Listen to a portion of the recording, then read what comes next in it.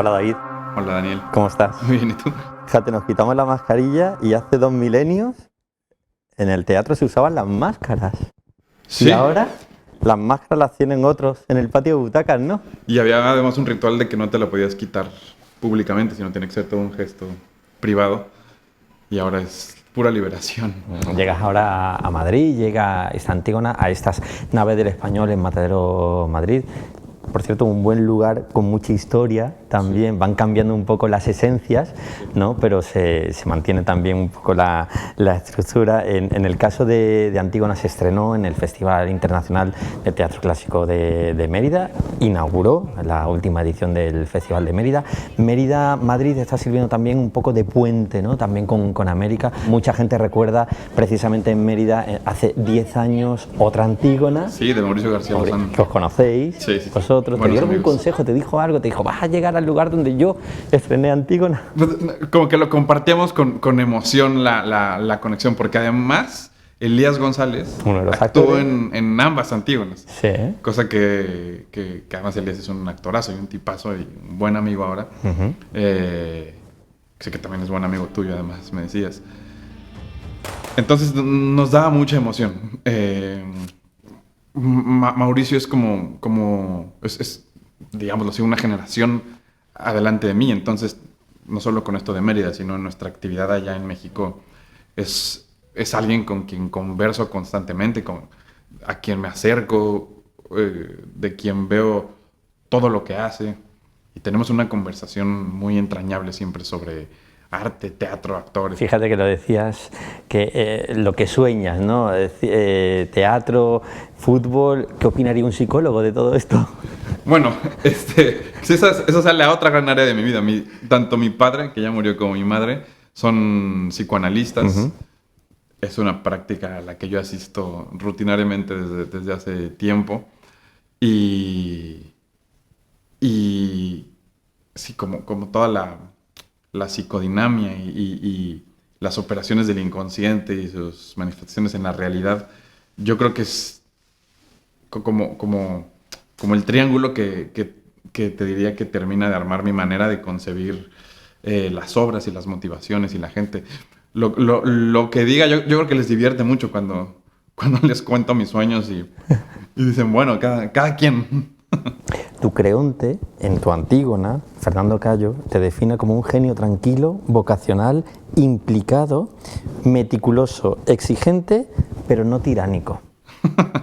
Es bueno con las palabras, Fernando, se lo reconozco. Con las palabras, con el gesto, con el movimiento. Totalmente. ¿Verdad? Sí, no, Fernando es una bala, es un actor. De ahora yo se la voy a devolver un poco, pero es un poco todo lo que un director imagina para un actor óptimo, ¿no? Porque además tiene sentido del humor, es consciente de sus herramientas y las usa tanto como puede, y puede muchísimo, o sea, tiene un alcance gigante, es sensible y se permite su fragilidad. Yo estoy feliz con Fernando y con el resto del elenco. Creo que el encuentro fue muy, muy afortunado. Yo creo que no he hablado con el elenco realmente de qué pensaban ellos o qué intuían. ¿No os conocíais? No, a nadie.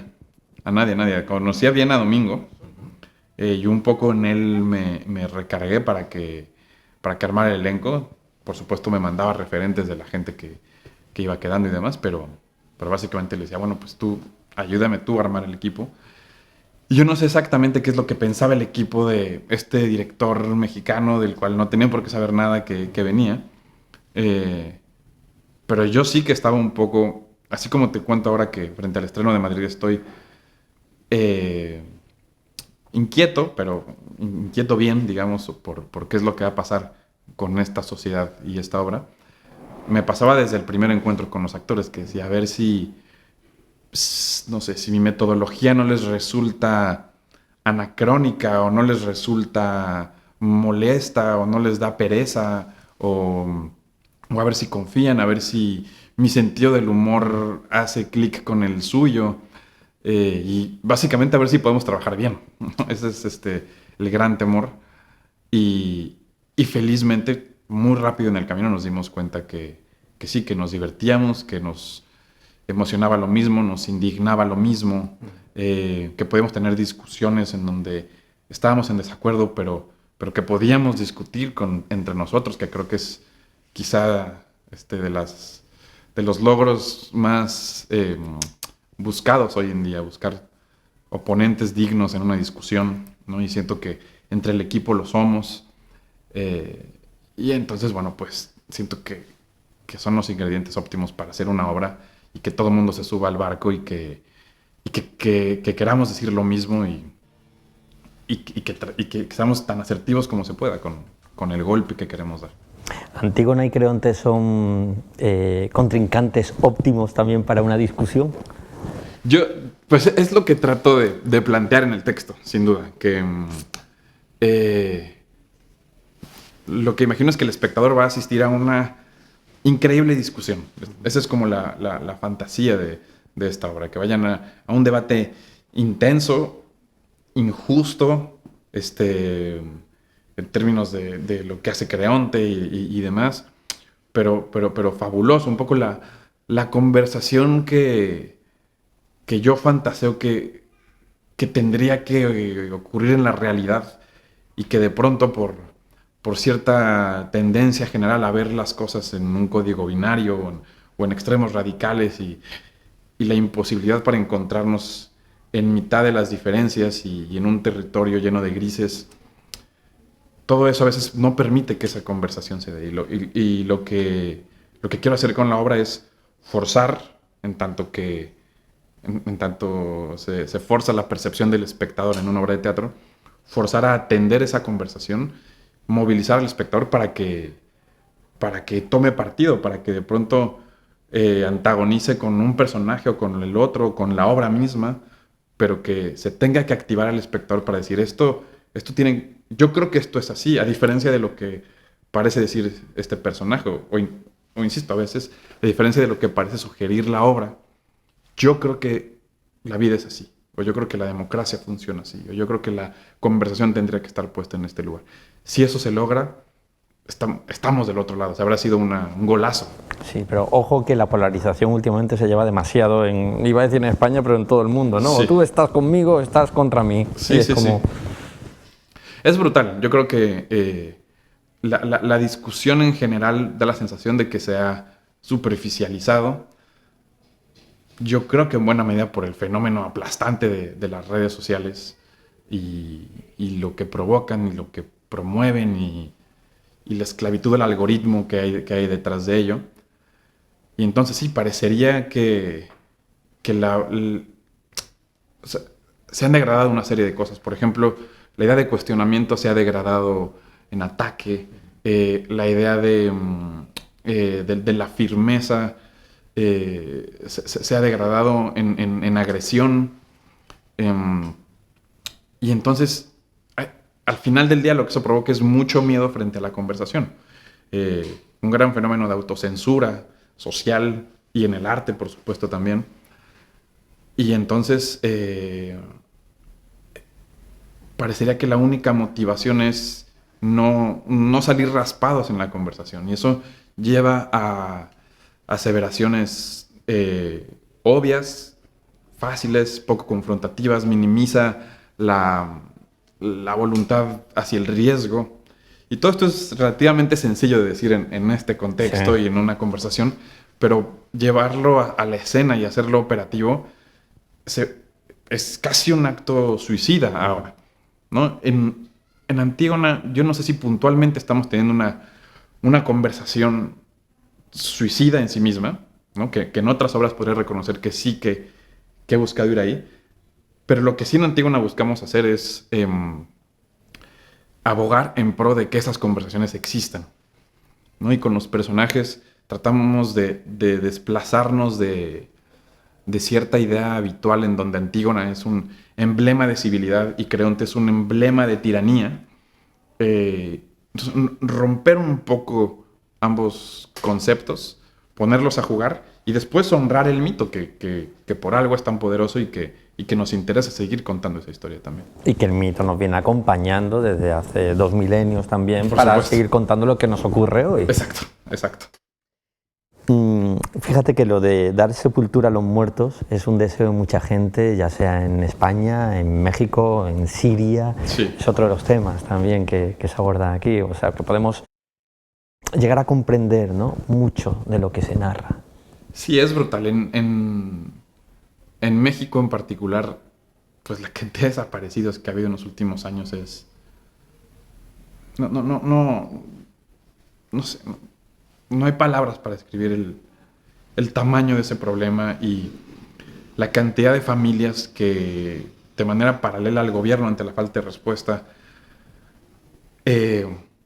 hacen brigadas para ir a hacer hoyos en el campo, a encontrar restos de cadáveres y encuentran un montón y desear que entre esos restos esté el resto de sus familiares.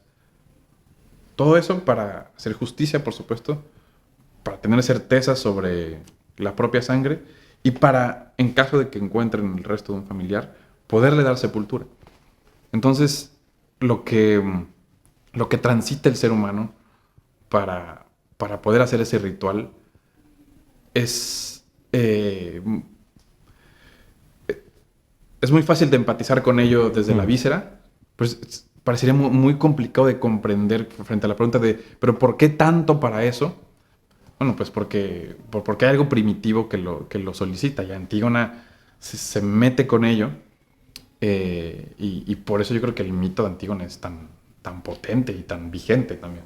Aquí en España siguen buscando, mucha gente de la guerra civil, Sí, y no pueden dar sí. sepultura y, como es lo que tú dices, ¿no?, al final descansar, ¿no? Sí. Buscar una certeza. Cerrar algo, sí. Sí, es brutal. ¿Cómo se dialoga con Sófocles en el siglo XXI? Bueno, te digo Sófocles, pero te digo Shakespeare o te digo Ibsen. ¿Cómo lo hace David? ¿Se van de la mano, se toman unas cañas, se toman mezcal, se van de paseo? Yo creo que con Sófocles y con los clásicos en general hay que tener un diálogo más... un poco más violento, digamos. Creo que sin duda hay que dialogar. Yo soy muy afín a diálogo, ello, ¿no? a tomar... Monté un Edipo, un enemigo del pueblo, con Ricardo III, con Crimen y Castigo. Como que a lo largo de mi carrera me he acercado mucho a materiales clásicos. Pero mi postura es que uno se acerca con la misión de acercarlos a ellos luego al espectador de ahora. Y ese acercamiento, la manera que yo he encontrado de articular mejor ese acercamiento ha sido con reescrituras que no pretenden una labor académica o museística o de homenaje para con el original, sino que por el contrario pretende como tratar de entender cuál era el objetivo de contar esta historia en el contexto en el que fue escrita, y hacer una reescritura que busque satisfacer esos objetivos para el espectador que hoy la va a mirar. En el camino, por supuesto, que implica que mucha gente que asiste con la expectativa legítima de ver un gesto más museístico que escénico, pues se desencante, ¿no?, de lo que hay y lo considere irrespetuoso, considere que eso no es Sófocles, eso no es el mito, eso no es Shakespeare. Y bueno, creo que ese es parte del riesgo que hay que asumir, pero junto a eso creo que hay mucha más gente yo creo que al final del día al espectador le importa poco los créditos de lo que sea, de nadie. Va y se relaciona con un evento tan intensamente como puede, te motiva intelectualmente. Y después de eso, si esa experiencia fue significativa, pues después a lo mejor va el programa de mano y dice, bueno, ¿quién hizo esto? Y investiga más y lo recomienda, yo qué sé. Pero siento que la conversación tiene que ser intensa, consciente de que se está hablando con un mayor y eso implica ciertas cosas, pero valiente en el sentido de la reinterpretación que es el presente debe hacerse. David, para ti como autor y director, imagino que habrá sido un ejercicio muy interesante el haber montado Antígona con 5 años de diferencia en México y en España, con Sí. dos producciones distintas, pero sigue siendo el mismo director y el mismo autor. Sí. Te diría que... 5 años mayor aquí en España. Claro, sí. Cuando Domingo me lo plantea ya en concreto de, bueno, vamos a hacerlo y demás, que en ningún momento dudé de hacerlo, por supuesto, pero sí tenía muy claro que me negaba a hacer el mismo montaje, a asumir que los códigos que funcionaron en su momento allá funcionarían por default aquí. Me negaba como a que esos 5 años de diferencia no se reflejaran de alguna manera. Para mí este montaje también es una oportunidad para depurar esos pequeños puntos que a veces uno con una obra siente que nunca logra del todo. De esas sensaciones del primer montaje acá creo que las logro depurar, tomar otros riesgos. En este contexto pandémico en el que ahora estamos disfrutando, volvemos a lo mismo, disfrutar de la cultura de una forma distinta, vamos como con más ganas, ¿no? Sí, de acuerdo. De todo. De acuerdísimo, sí. Sí. Sí, ahora la pandemia evidentemente es un tema que nos atraviesa, que no considerarlo. La obra no es que se trate ni remotamente de ello, pero sabemos dónde estamos, sabemos que el espectador toma una serie de riesgos, que es una decisión, que hay medidas sanitarias, como que eso interviene en la experiencia y tenemos que saberlo y usarlo a nuestro favor. Antes hemos mencionado a Domingo, un poco de puente de la dramaturgia española y mexicana, autoría española-mexicana, dirección mexicana y española, y en el caso del español también, el teatro español en esta temporada, Sergio Blanco, tú como director, Isabel Allende con La Casa de los Espíritus. Pero ¿está fortalecido el puente entre México y España en materia teatral? ¿Crees que hay un puente bien frecuentado? Tanto de allá para acá como de acá para allá. Pues creo que sería increíble que lo existiera aún más, ¿no? Digo, mi presencia aquí, por supuesto, es un ejemplo de que eso está ocurriendo. Domingo Cruz con El Desván ha hecho un esfuerzo sistemático desde hace más de 5 años por crear puentes entre los dos países y lo ha logrado además. El teatro español ahora con lo de Isabel Allende, con nuestra Antígona, por supuesto se suma a ello. Juan Rulfo también. Sí, por aquí. Sí, no, creo que está ocurriendo y creo que cuando ocurre hay una sensación mutua de que, digo, desde hace 400 años, como evidentemente compartimos mucho de la idiosincrasia y del sentido del humor y como de un espíritu de identidad a partir del caos que creo que ambos países no es afín. Entonces yo celebro lo que está pasando, pero el deseo de que ocurra más, porque aparte, hablando con la gente acá, como que lo manifiestan, es que nos da unas ganas de ir a México y de hacer cosas en México y de conocer el teatro mexicano, y en México te prometo que todo el mundo diría exactamente lo mismo de acá. Entonces supongo que si ahora esta Antígona, así como los otros esfuerzos, si salen bien, si dan jugo al espectador, pues será la mejor manera para que el puente siga fortaleciéndose. Además va a poder girar, ¿no? Con esa distribución de Concha Busto, creo que va a ir a diferentes puntos de España. Es la idea, sí. El segundo semestre será un semestre de gira de la obra por España y bueno, a mí eso me tiene muy ilusionado porque además es algo que en México no sucede. Aquí veo con mucha admiración cómo sí se activan distintas ciudades. No es todo un fenómeno de centralización como sí lo hay en México, en donde la Ciudad de México es un lugar fascinante cultural, pero el resto del país, con algunas excepciones, pero que el resto del país es tierra de pronto trágicamente árida en términos artísticos, culturales. y demás. Entonces, Y que aquí pase eso es fabuloso. Fíjate, aquí se lucha también mucho porque no llegue el teatro solo a las capitales con un mayor número de población. Aquí hay festivales, Rivadavia en Ourense, Olite en Navarra, Laroles en las Alpujarras, que es una zona montañosa del sur de España, que también hay que llevar el teatro a esos lugares, ¿no? Sí, y que además finalmente siento que gran número de obras, el espectador con el que se fantasea o el espacio donde realmente el discurso que se construye y demás, donde más potentemente puede explotar, es justamente en territorios que no están tan bombardeados de estímulos culturales. Y es fantástico, es una pasada cuando finalmente se puede verificar eso y entender el alcance del teatro ahí. Siento que aquí tienen esa experiencia mucho más favorecida y es fascinante. Si David Gaitán Rossi no fuera teatrero, por así decirlo, ¿qué sería? Pues distintas áreas que me han seducido. Quizá la que más es el periodismo. Uh-huh. Sí, siento que hay algo muy común entre el periodismo y la ficción.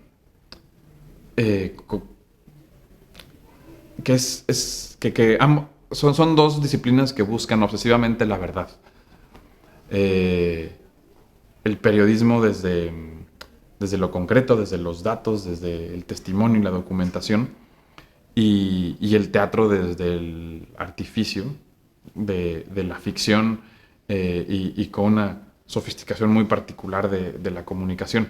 Por siento que al final del día la búsqueda es afín y eso me apasiona mucho del encuentro, digamos, paradójico encuentro entre estas dos disciplinas. Entonces, sí es un área que creo que me encantaría también.